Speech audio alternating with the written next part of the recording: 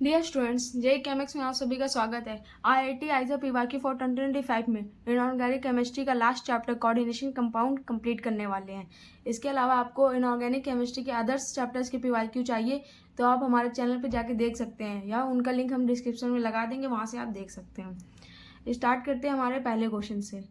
Which of the following complex exist magnetic moment close to Bohr magneton. तो आपको यहाँ पे 4 कंपाउंड दिए हुए हैं।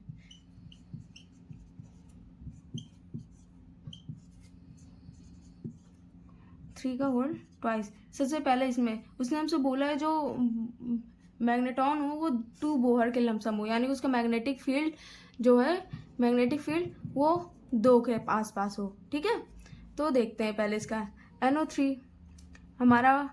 यहाँ जब ये NO3 हमारा हटेगा तो यहाँ माइनस का 2 चार्ज आएगा, और यहाँ H2 हमारा न्यूट्रल लिगेंड होता है, तो Fe पे +2 चार्ज आएगा इसको बैलेंस करने के लिए।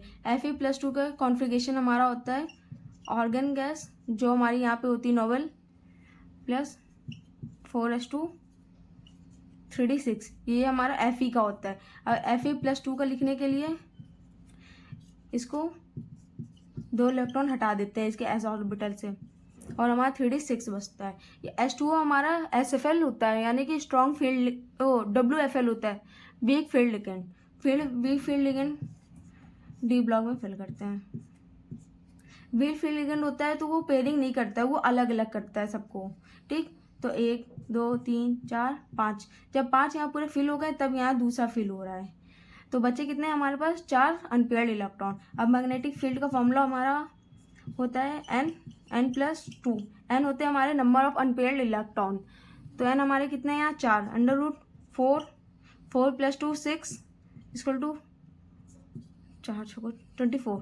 ठीक, तो ये हमारा 2 के इक्वल तो नहीं आएगा, तो हमारा पहला तो नहीं हुआ, यानी कि हमारा पहला ऑप्शन के बाहर है। पहला हमारे केवल बी में, तो हमारा ऑप्शन बी गलत हुआ यहाँ से। अब हम अपने सेकंड एलिमेंट को चेक करते हैं, कंपाउंड को, जो हमको दिया हुआ है NiCO4 CO। ठीक, CO भी हमारा होता है neutral ligand.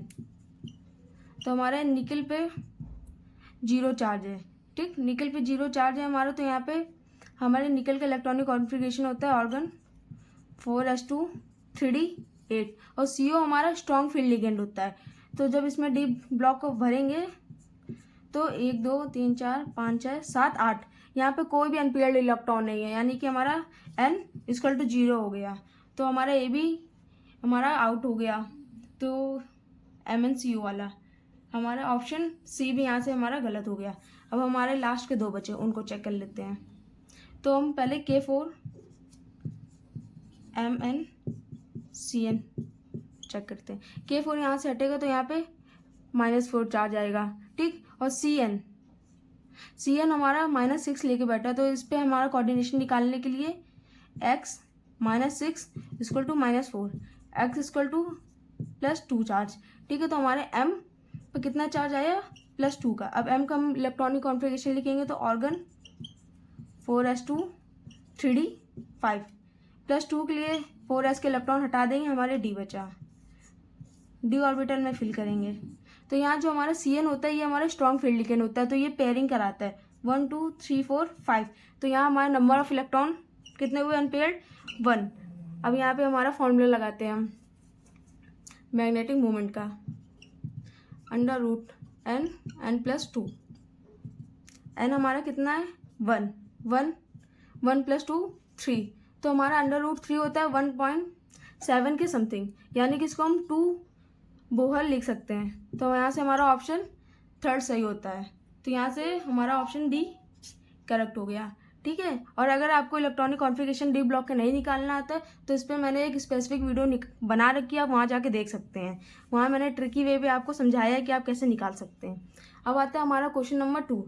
The following complex ion absorb in the ultraviolet vision.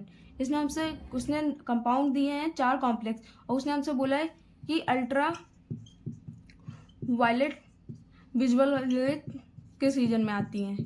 Which of the so violet colour. तो ये आपका एनसीईआरटी से डायरेक्ट उठाया हुआ क्वेश्चन है और इसका ऑप्शन नंबर सी है। अब जब एनसीईआरटी खोलेंगे तो वहाँ पे आपको जहाँ कलर कॉम्प्लेक्स दिया होगा तो वहाँ पे एक टेबल बनी है, उस टेबल में इस कॉम्प्लेक्स का कलर आपको दिया है, तो आप एनसीईआरटी को केयरफुली पढ़ें। अब आता है हमारा question number 3, the product of the reaction between aqua solution of K4FeCN6।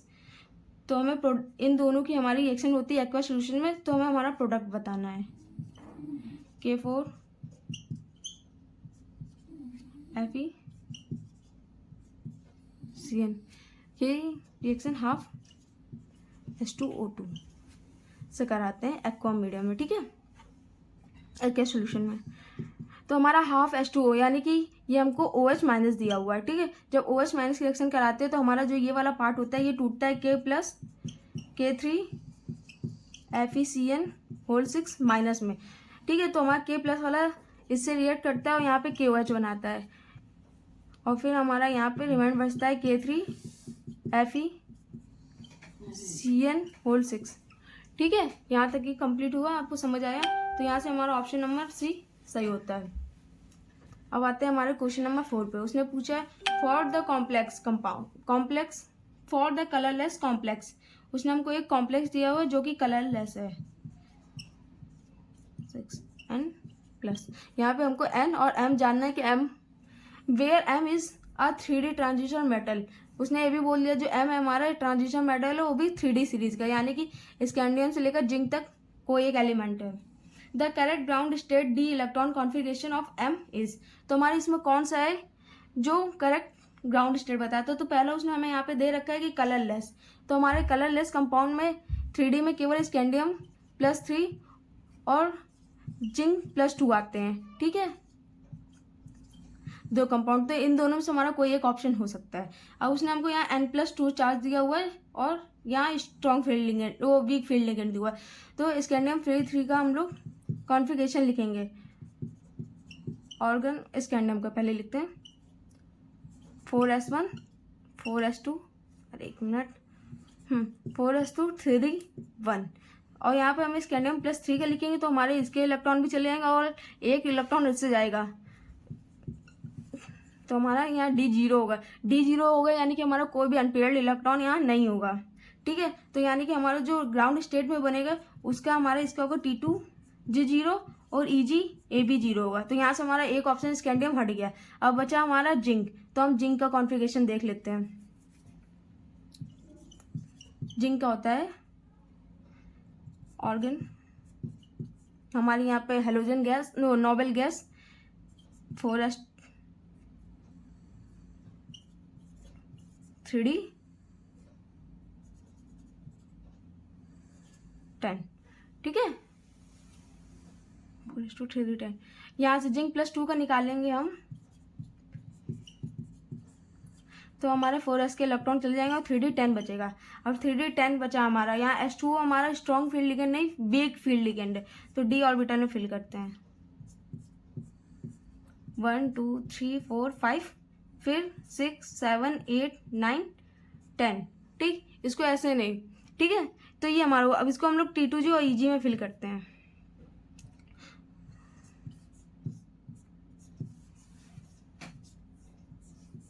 ठीक है, ये होता है T2G और ये होता है EG, सॉरी यहाँ 3 होते हैं, ठीक, 1 2 3 4 5 6 7 8 9 10। तो हमारा यहाँ से क्या हो गया, EG में हमारे 4 हुए और T2G में हमारे 6 हुए, तो यहाँ से हमारा ऑप्शन डी सही हो गया। आई होप आपको यहाँ तक क्वेश्चन सभी समझ आए होंगे और अगर आप हमारे चैनल पर नए हैं तो चैनल को सब्सक्राइब करें, साथ ही बेल आइकन दबाना ना भूलें। अब हमारा 5th क्वेश्चन में हम पहुँचते हैं जिसमें उसको एक कॉम्प्लेक्स दिया हुआ है NiCO4, ठीक है, और उसने हमको बोला इज डायमैग्नेटिक बिकॉज। तो उसने बोला ये कंपाउंड हमारा डायमैग्नेटिक होगा क्यों, तो उसने CO हमारा स्ट्रॉन्ग फील्ड लिगेंड है, सही है। It is square planar Ni is completely field, उसने डायमैग्नेटिक बोला और डायमैग्नेटिक होने के लिए हमारा जो 3D होता है वो कम्प्लीटली फिल्ड होना चाहिए, यानी कि हमारा D10 यानी D10 या फिर D हमारा पूरा फिल होना चाहिए। तो उससे अगर हमारा अनपेयर्ड इलेक्ट्रॉन नहीं होगा तो हमारा डायमैग्नेटिक होगा। तो यहाँ से हमारा निकल has completely field 3D orbital. अब आते हैं हमारे 6 नंबर क्वेश्चन पे। उसने पूछा है the number of unpaired electron in the square planar complex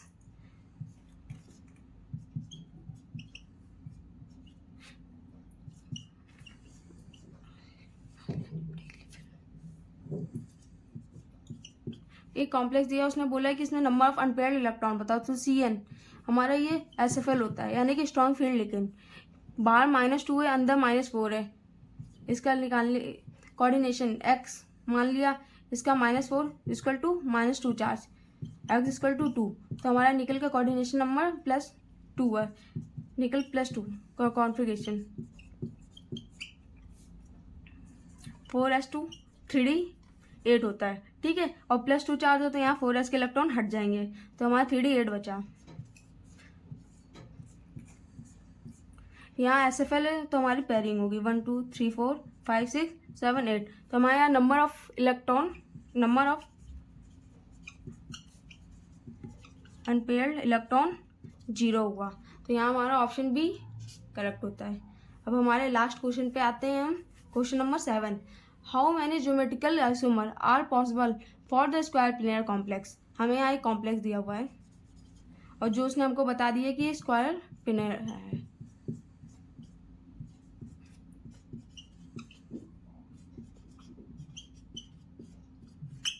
ठीक, तो इसको हम लोग ऐसे लिखते हैं कि हमारा जो ये है कॉम्प्लेक्स, हमारा एलिमेंट, इसको M लिखते हैं, बाकी हमारे लिगेंड है तो इसको ABCD लिखते हैं।